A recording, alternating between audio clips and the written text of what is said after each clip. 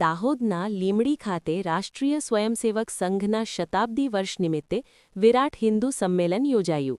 દાહોદ રાષ્ટ્રીય સ્વયંસેવક સંઘના 100 વર્ષ પૂર્ણ થવાના અવસરે હિન્દુ સમિતિ દ્વારા ગુરુ ગોવિંદ લીમડી ખાતે વિરાટ હિન્દુ સંમેલનનું ભવ્ય આયોજન કરવામાં આવ્યું હતું.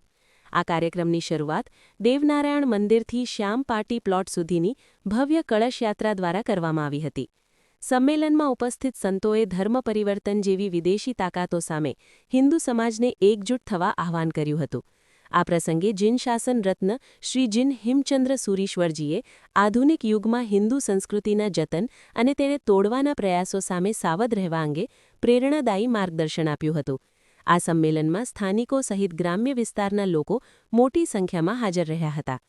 પંચમહાલ સત્ય ન્યૂઝ દાહોદ.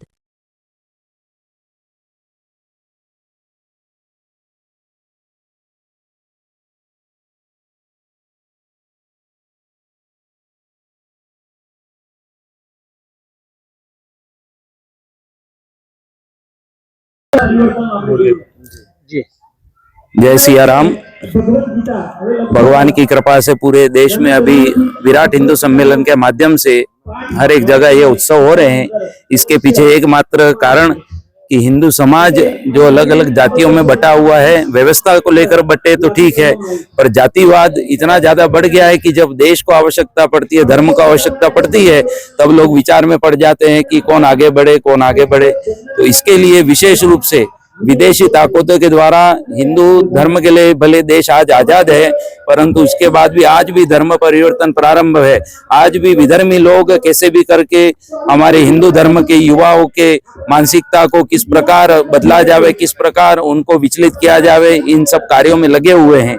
इसलिए समस्त समाज को अपने व्यक्तिगत स्वार्थ, व्यक्तिगत भेदभाव को छोड़कर जब आवश्यकता पड़े, देखिए भारत की धरती पर जन्म हुआ है तो इस धरती का ऋण है, धर्म में जन्म हुआ है तो धर्म का ऋण है। तो धरती का ऋण उतारने के लिए, धरती की सेवा के लिए आगे आना होगा, और धर्म का ऋण भी उतारने के लिए, धर्म के लिए जब आवश्यकता पड़े तो एक होकर अपने धर्म का बल दिखाना तो पड़ेगा ही, क्योंकि समय ऐसा आ गया है कि देखिए सब तरह से आज घरों में ये स्थितियां हैं कि माता पिता तो दो हैं पर बच्चे एक, और इस कारण आप विचार करिए, पहले तो था 5-6 संतानें होती थी तो एक साधु बनता धर्म की सेवा के लिए, एक सेना में जाता देश की सेवा के लिए, एक गांव की या प्रदेश की राजनीति के लिए एक नेता बनता, एक अपने परिवार के कुटुंब लोगों की सहायता करता, परिवार को देखता, एक माता पिता की सेवा करता।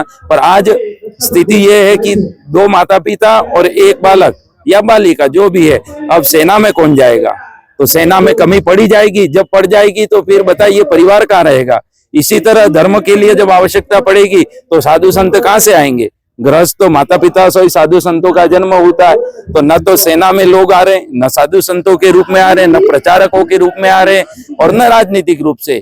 तो फिर ऐसी स्थिति बनेगी तो बहुत जल्दी ऐसा होगा कि हिंदू भले बहुसंख्यक समाज है पर अल्पसंख्यक होने में देर नहीं लगेगी, और तब की स्थितियां परिस्थितियों के बारे में हमें बताने की जरूरत नहीं, आप विचार कर लीजिएगा। इसलिए इस समस्या के समाधान के लिए एक परिवार को भी किस प्रकार आगे बढ़ाया जावे।